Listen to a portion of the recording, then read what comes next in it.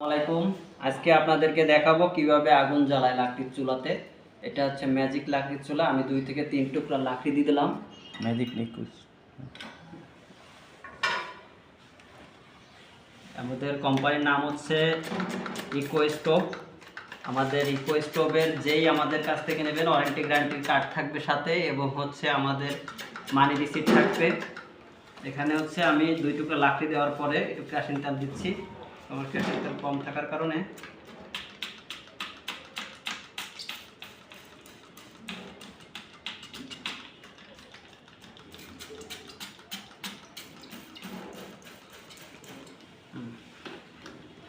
লাকড়ি দিয়েছি, কম থাকার কারণে আসতেছিল না, তারপরেও আমি দিয়ে দিছি। এখন আমাদের কাজ হচ্ছে এটা আগুন দেওয়া।